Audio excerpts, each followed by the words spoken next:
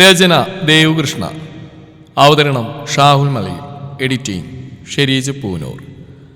Show, ഈ ചെറുക്കനിത് എന്ത് ഭാവിച്ചാൻ്റെ ഭഗവതി? ആ അമ്മ നെഞ്ചിൽ കൈവച്ച് വിലപിക്കുന്നു. മോള് വിഷമിക്കണ്ട, ആ വന്നോളൂ, മോള് മുറിയിലേക്ക് ചെല്ല്.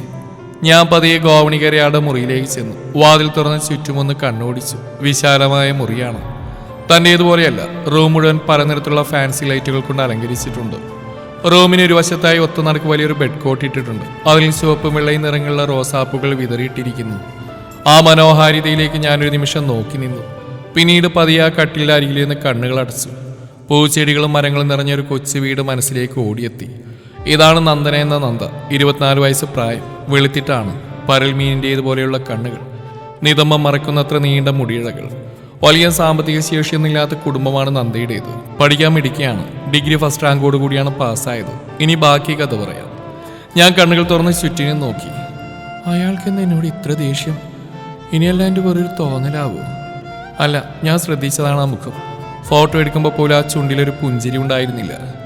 ഇനി എന്നെ ഇഷ്ടമില്ലാതെയാണ് വിവാഹം കഴിച്ചത്. ചിന്തകൾ ഓരോന്ന് കടന്നുപോയി. കുറച്ച് ദിവസമായിട്ടുള്ള കല്യാണത്തിൻ്റെ തിരക്കുകളും ഇന്നലത്തെ ഉറക്കക്കുറവും കൊണ്ടാവും. കണ്ണുകളടഞ്ഞ് ഞാൻ ഉറക്കത്തിലേക്ക് വഴുതി വീണു. ഓ, എത്തിയോ മഹാൻ? എവിടെയായിരുന്നടാ പാതിരാത്രി തെണ്ടാൻ പോയിരുന്ന്? ഒന്നും മിണ്ടാ പോവാനൊരുങ്ങി അവനെ സാവിത്രി കയ്യിൽ പിടിച്ച് നിർത്തി. ഒരു പെൺകൊച്ചിനെ താരികെട്ടി ഇങ്ങോട്ട് കൂട്ടിക്കൊണ്ടുവന്ന് എന്താ മറന്നുപോയി നീ? അവളെ ഞാനായിട്ട് ഇങ്ങോട്ട് കൂട്ടിക്കൊണ്ടുവന്നല്ലോ. എല്ലാവരും കൂടി എൻ്റെ തലയിൽ കെട്ടിവെച്ചല്ലേ? ഇരച്ചു പൊന്തിയ ദേഷ്യം കടിച്ചമർത്തി അവൻ പടികൾ കയറി. ഇത് ശ്രീറാം. കണ്ടാൽ ഒരു 28 വയസ്സ് പ്രായം തോന്നിക്കുന്ന സുന്ദരനായ ചെറുപ്പക്കാരൻ. ശ്രീറാം ഒരു പ്രൈവറ്റ് കമ്പനിയിൽ IT പ്രൊഫഷണലായിട്ട് വർക്ക് ചെയ്യുകയാണ്. ആരോ വാതിൽ തുറക്കുന്ന ശബ്ദം കേട്ട് ഞാൻ കണ്ണുകൾ വലിച്ചു തുറന്നു. അയാളാണ്. എന്നോടൊന്ന് പുച്ഛച്ചിരിച്ചുകൊണ്ട് അയാൾ ടവലുമെടുത്ത് ബാത്റൂമിൽ കയറി. അയാൾ പുറത്തേക്ക് ഇറങ്ങുമ്പോഴും ഞാൻ അവിടെ തന്നെ നിൽക്കുകയായിരുന്നു. ഡോർ ലോക്ക് ചെയ്ത അയാൾ കട്ടിലിന്റെ ഒരു വശത്തായി കിടന്നു. അല്പസമയത്തിന് ശേഷം അയാൾ മുഖമുയർത്തി എന്നെ നോക്കി. എന്താ, നിനക്ക് ഉറക്കം വരുന്നില്ലേ? ആ ഉണ്ട്. എന്നാ ഒന്ന് കിടക്ക്. മടിച്ച് ഞാൻ കട്ടിലിന്റെ ഒരു വശത്തായി ചെരിഞ്ഞിരുന്നു. രാവിലെ ഉണരുമ്പോൾ അയാൾ നല്ല ഉറക്കത്തിലായിരുന്നു. ഞാൻ എഴുന്നേറ്റ് കുളിച്ച് അടുക്കളയിലേക്ക് ചെന്നു. അമ്മ ഇവിടെ ഉണ്ടായിരുന്നു. അമ്മേ, ഞാൻ വിളിച്ചു. ആ, മോളെ എഴുന്നേറ്റോ? കുറച്ച് സമയം കൂടി കഴിഞ്ഞിട്ട് എഴുന്നേറ്റാൽ മതിയായിരുന്നല്ലോ. അത് സാരല്ലമ്മേ, ഞാൻ ഇന്ന് ഈ സമയത്ത് എഴുന്നേക്കും. ആ, അത് നല്ലതാ. സൂര്യൻ ഉദിക്കുമ്പോൾ എഴുന്നേറ്റാലേ നല്ല സൗന്ദര്യം ആരോഗ്യമൊക്കെ ഉണ്ടാവുള്ളൂ. ഇപ്പോഴത്തെ പിള്ളേരുടെ ഇതൊക്കെ പറഞ്ഞിട്ട് എന്താ കാര്യം? ഞാനൊന്ന് പുഞ്ചിരിച്ചു.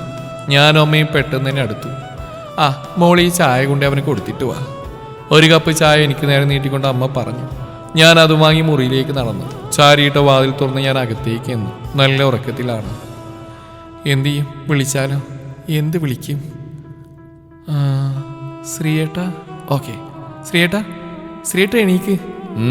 എന്താടി? ചായ ആടോ ചെയ്തു. ഞാൻ ചായ ടീപ്പോയിൽ വെച്ച് തിരിഞ്ഞു നടന്നു. കുറച്ചു നേരം കഴിഞ്ഞ് അയാൾ താഴേക്ക് ഇറങ്ങി വന്നു. ബ്രേക്ക്ഫാസ്റ്റ് കഴിച്ചു കഴിഞ്ഞ് ഞാൻ മുറിയിലേക്ക് പോയി. അയാൾ അവിടെ ഫോണിൽ നോക്കി ഇരിക്കുകയായിരുന്നു. എന്നെ കണ്ട ഫോൺ ബെഡിലേക്കിട്ട് എൻ്റെ അടുത്തേക്ക് വന്നു. നന്ദന, എനിക്ക് നിന്നോട് സംസാരിക്കാനുണ്ട്. നമുക്കൊന്ന് പുറത്തു പോവാം. എന്നാ വേറെ റെഡിയായിട്ട് താഴേക്ക് വാ. ഞാൻ വേഗം തന്നെ റെഡിയായി ഇറങ്ങി. അമ്മയുടെ യാത്ര പറഞ്ഞ് പുറത്തേക്ക് ഇറങ്ങി. അയാൾ എന്നെയും കാത്ത് കാറിൽ ചാരി നിൽപ്പുണ്ടായിരുന്നു. എന്നെ കണ്ടത് വേഗം കാറിലേക്ക് കയറി. പിന്നാലെ ഞാനും. വഴിയിലൂടെ നീളം നിശബ്ദ തളം കെട്ടിയിരുന്നു. വണ്ടി ഒരു ബീച്ചിന് സമീപത്തായി നിർത്തി. അയാൾ ഇറങ്ങി. പിന്നാലെ ഞാനും. ഞങ്ങൾ ഇരുവരും ആ മണൽത്തരികളിലൂടെ നടന്നു. ഞാൻ ആളെയൊന്ന് നോക്കി. തിരകളിലേക്ക് നോക്കി എന്തോ ആലോചിക്കുകയാണ്. എൻ്റെ ഉള്ളിൽ പേടി നിറഞ്ഞു. നിശബ്ദതയെ കീറി മുറിച്ചുകൊണ്ടാവും പറഞ്ഞു തുടങ്ങി. ഞാൻ ഈ പറയാൻ പോകുന്ന കാര്യം തനിക്ക് എത്രത്തോളം ആക്സെപ്റ്റ് ചെയ്യാൻ പറ്റുമെന്ന് എനിക്കറിയില്ല. പക്ഷെ പറയാതെ പറ്റില്ല. കോളേജിൽ പഠിക്കുന്ന സമയത്ത് ഞാനൊരു കുട്ടിയുടെ പ്രണയത്തിലായിരുന്നു. ട്രീസ, അതായിരുന്നു അവളുടെ പേര്. പക്ഷെ ഞങ്ങൾ രണ്ടുപേരും 2 കാസ്റ്റ് ആയതുകൊണ്ട് എൻ്റെ വീട്ടുകാർ ഞങ്ങളുടെ ബന്ധത്തെ അനുകൂലിച്ചില്ല. ഞാനൊരു നിമിഷം ആ മുഖത്തേക്ക് നോക്കി. വീട്ടുകാരെ ഉറപ്പിച്ചിട്ടാണെങ്കിൽ ഒരുമിച്ച് ജീവിച്ചാലെന്ന് ഞാൻ പലവട്ടം ചിന്തിച്ച. പക്ഷെ അമ്മയ്ക്ക് ഞാൻ മാത്രമേ ഉള്ളൂ. അതുകൊണ്ടാണ് എല്ലാവരും നിർബന്ധിച്ചപ്പോൾ ഞാൻ ഈ കല്യാണത്തിന് സമ്മതിച്ച്. പക്ഷേ എനിക്കൊരിക്കലും അവളെ മറക്കാൻ പറ്റില്ല. അവളെല്ലാതെ മറ്റൊരു പെണ്ണിനെയും ഭാര്യയായിട്ട് കാണാനും പറ്റില്ല. അതുകൊണ്ട് 1 വർഷം, അതിനുശേഷം ലീഗലായിട്ട് ഡിവോഴ്സിന് വേണ്ടി മൂവ് ചെയ്യാം. ഈ 1 വർഷത്തെ മറ്റുള്ളവരുടെ കണ്ണിൽ നമ്മൾ ഭാര്യ ഭർത്താക്കന്മാരായിരിക്കും. പക്ഷേ ഭർത്താവ് എന്നതിൻ്റെ അധികാരം ഉപയോഗിച്ച് തൻ്റെ ശരീരത്തോടാനോ മോശമായിട്ട് തന്നോട് പെരുമാറാനോ ഞാൻ വരില്ല. തനിങ്ങനെ വിശ്വസിക്കാം. എല്ലാം കേട്ടൊരു ശീലകണക്കെ ഞാൻ നിന്നു. നിറഞ്ഞു വന്ന കണ്ണുകളെ അയാൾ കാണാതിരിക്കാൻ ഞാൻ കടലിലേക്ക് തന്നെ ദൃഷ്ടി പതിപ്പിച്ചു. വീട്ടിലേക്ക് തിരിച്ചെത്തിയും ബാത്റൂമിലേക്ക് കയറി ഞാൻ നിശബ്ദമായി കരഞ്ഞു. നല്ലൊരു കുടുംബജീവിതം ആഗ്രഹിച്ചു വന്നിട്ട് ഇപ്പോൾ 1 വർഷം കഴിഞ്ഞ് ഒഴിഞ്ഞു പോകണമെന്ന്. എൻ്റെ തെറ്റാണ്. അർഹതയില്ലാത്തത് ആഗ്രഹിക്കരുതായിരുന്നു. കരച്ചിലടക്കാൻ ഞാൻ പാടുപെട്ടു. ഇതെന്തെല്ലാമാണ് എൻ്റെ ജീവിതത്തിൽ സംഭവിക്കാൻ പോകുന്നത്? ഉത്തരം കിട്ടാത്ത ചോദ്യത്തിന് ഉത്തരം തേടിയുള്ള യാത്ര ദിവസങ്ങൾ കൊഴിഞ്ഞുപോയി. 3 മാസം എത്ര പെട്ടെന്നാണ് കടന്നുപോയത്. തനിക്കൊരിക്കലും കഴിയില്ലെങ്കിലും അയാളുടെ വാക്കുകൾക്ക് മുമ്പിൽ എനിക്ക് നിസ്സഹായ ആവേണ്ടി വന്നു. എല്ലാവരുടെയും മുമ്പിൽ ഞങ്ങൾ ഭാര്യ ഭർത്താക്കന്മാരാണ്. മറ്റെല്ലാം സഹിക്കാം. പക്ഷെ അമ്മ പാവം ഒന്നറിയാതെ സന്തോഷിക്കുകയാണ്. എന്നിരുന്നാലും മോശമായൊരു നോട്ടം പോലും ഇതുവരെ എൻ്റെ നേർക്ക് പതിഞ്ഞിട്ടില്ല.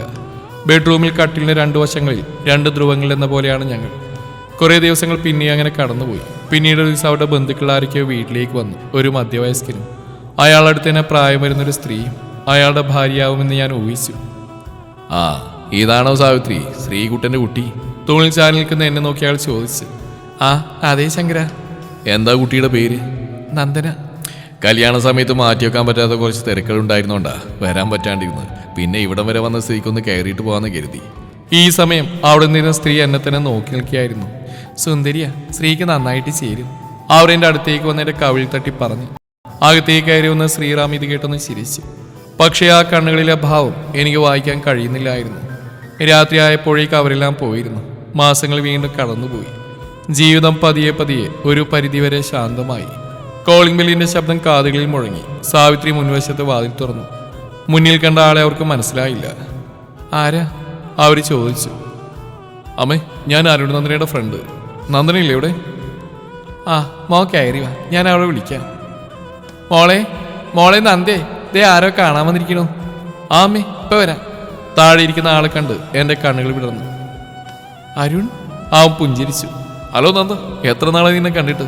എന്താ ഞങ്ങളൊക്കെ മറന്നോ നീ? മറക്കാനോ? നിങ്ങളെ മറക്കാൻ എനിക്ക് പറ്റുമോ? എന്നാലും നീ വരുമെന്ന് ഞാൻ ഒരിക്കലും പ്രതീക്ഷിച്ചില്ല. ഇത് ഭയങ്കര സർപ്രൈസ് ആയി പോയി. ആ അതെ അതെ. അവനൊരു കവർ അവൾക്ക് നേരെ നീട്ടി. ഇതെന്താ? ചെറിയൊരു ഗിഫ്റ്റാ. അവൾ ആ കവർ കയ്യിലേക്ക് വാങ്ങി തുറന്നു. അവളുടെയും ശ്രീറാമിൻ്റെയും ഫോട്ടോ വെച്ച് വളരെ ഭംഗിയിൽ ചെയ്തിട്ടുള്ള ഒരു റിസിൻ ആർട്ടായിരുന്നു അത്. അവളുടെ കണ്ണുകൾ അറിയാതെ സോഫയിലിരിക്കുന്ന ശ്രീറാമിലേക്ക് പതിച്ചു. പെട്ടെന്ന് അവൻ ചാടി എഴുന്നേറ്റു. ആരാ ഇത്? അവൻ അവളോടായി ചോദിച്ചു. ഇത് അരുൺ, എൻ്റെ കോളേജ് മേറ്റാ. ഹലോ അരുൺ. അവന് നേരെ കൈ നീട്ടി. ശ്രീറാം. അവൻ കൈ കൊടുത്തു. അവർ 3 പേരും സോഫയിൽ സംസാരിച്ചു. അമ്മ ചായ കൊണ്ടുവന്നു. നിനക്ക് നമ്മുടെ ബാച്ചിലുണ്ടായിരുന്ന ദീപുവിന് ഓർമ്മയില്ലേ? ആ ഉണ്ട്. അവൻ ആ ശ്രുതിയായിട്ട് സെറ്റായി. ഏത് ഫസ്റ്റ് ഇയർ ബാച്ചിലുണ്ടായിരുന്ന ശ്രുതിയോ? ആ അത് തന്നെ. ശ്രീറാം ഇതെല്ലാം ശ്രദ്ധിക്കുന്നുണ്ടായിരുന്നു. അമ്പോ. അവർ ചിരിച്ചു. പോകാനിറങ്ങുമ്പോൾ അരുൺ ശ്രീയോട് പറഞ്ഞു. റാം, നന്ദ നല്ല കുട്ടിയാ, തൻ്റെ ഭാഗ്യ അവള്. അതിന് മറുപടിയായി അവനൊന്ന് പുഞ്ചിരിച്ചു.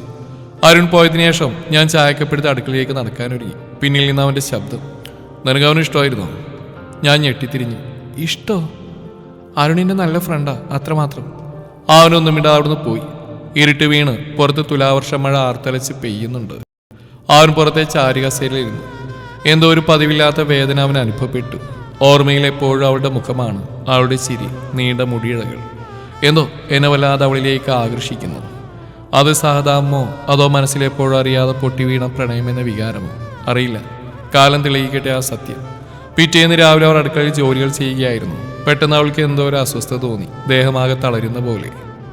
അമ്മേ, എന്താ മോളെ? എന്താ വയ്യാണ്ടിരിക്കുന്നത്? എന്തോ ഒരു തളർച്ച പോലെ. അയ്യോ എന്നാ വാ, ആശുപത്രി പോവാം. വേണ്ട, ഒന്ന് കിടന്നാൽ മാറും. എന്നാ മോള് പോയി കിടന്നു, അമ്മ ചുടുവെള്ളം കൊണ്ടുവരാം. നന്ദക്ക് വയ്യെന്നറിഞ്ഞ് ശ്രീവേഗം മുറിയിലേക്ക് ചെന്നു. എന്തു പറ്റി നന്ദേ? വയ്യോ, എനിക്ക് പനിയുണ്ടോ? അവൻ വേഗം അവിടെ നെറ്റിയിൽ കൈവച്ചു. നല്ല ചൂടുണ്ടല്ലോ, വാ ഹോസ്പിറ്റലിൽ പോവാം. വേണ്ട, ഹോസ്പിറ്റലൊന്നും പോകണ്ട. എടോ, തനിക്ക് നല്ല പനിയുണ്ട്, അതുകൊണ്ടാ പറഞ്ഞേ. അവൻ വാശി പിടിച്ചു. എന്നാ ശരി. അവൾ വാശി പിടിച്ചു. എന്നാ ശരി. അവൻ തുണി നനച്ച് അവളുടെ നെറ്റിയിലിട്ടു. രാത്രി മുഴുവൻ അവൻ അവിടെ അടുത്ത് തന്നെ ഉറങ്ങാതിരുന്നു. ഇടയ്ക്ക് ഉറക്കത്തിൽ അവൾ അവനെ ചുറ്റിപ്പിടിച്ചു. അവനൊന്ന് അടങ്ങി. പിന്നീട് അവൾ ഇടുപ്പിലൂടെ കൈ ചേർത്ത് തന്നോട് ചേർത്ത് കിടത്തി. ആ നിമിഷം അവൻ തിരിച്ചറിയുകയായിരുന്നു, ഇവളില്ലാതെ ഇനി തനിക്ക് ജീവിക്കാനാവില്ലെന്ന്. തൻ്റെ പ്രാണൻ ഇന്ന് ഇവൾ തന്നെയാണെന്ന്. കുറച്ച് ദിവസം കഴിഞ്ഞുള്ള ഒരു രാത്രിയിൽ മഴ ശക്തിയിൽ പെയ്യുന്നുണ്ടായിരുന്നു. പെട്ടെന്ന് കറണ്ട് പോയി. അവൻ മെഴുകുതിരി കത്തിച്ച് അവൾക്കടുത്തേക്ക് ചേർന്നു. പേടിച്ചോ? ഇല്ല. എന്നാൽ അവളുടെ കണ്ണുകളിൽ മിന്നുന്ന കണ്ണുനീരവൻ കണ്ടു. അവൻ പതുക്കെ അവളുടെ കൈ പിടിച്ചു. നന്ദന, ഞാൻ പറഞ്ഞത് എനിക്ക് ഓർമ്മയില്ലേ? 1 വർഷം അതിനുശേഷം നമുക്ക് പിരിയാമെന്ന്. പക്ഷെ ഇപ്പോൾ എനിക്ക് തന്നെ ഒരുപാട് ഇഷ്ടമാണോ. നിന്നെ നഷ്ടപ്പെടുത്താൻ എനിക്ക് കഴിയില്ല. ഞാൻ ചെയ്തത് തെറ്റാണെന്ന് എനിക്കറിയാം. പക്ഷെ അപ്പോഴത്തെ മാനസികാവസ്ഥയിൽ എനിക്ക് അങ്ങനെയൊക്കെ പെരുമാറാനേ പറ്റിയുള്ളൂ. നീ എന്നോട് ക്ഷമിക്കുക. ഇനി ഒരിക്കലും ഈ കണ്ണു നിറയാൻ ഞാൻ ഇടവരുത്തില്ല. തനിക്കെന്നെ വിട്ട് പോവാതിരുന്നൂടെ? അവൻ്റെ കണ്ണുകൾ നിറഞ്ഞു. അവൾ എഴുന്നേറ്റ് അവൻ്റെ മുഖം കൈക്കുമ്പിളിലെടുത്തു. കരയണ്ട, നിങ്ങളെ വിട്ട് ഞാൻ എവിടെയും പോവില്ല. അവൻ അവളെ ഇറുകെ പുണർന്നു. അവളുടെ മുഖം മുഴുവൻ ചുംബനങ്ങളാൽ മൂടി.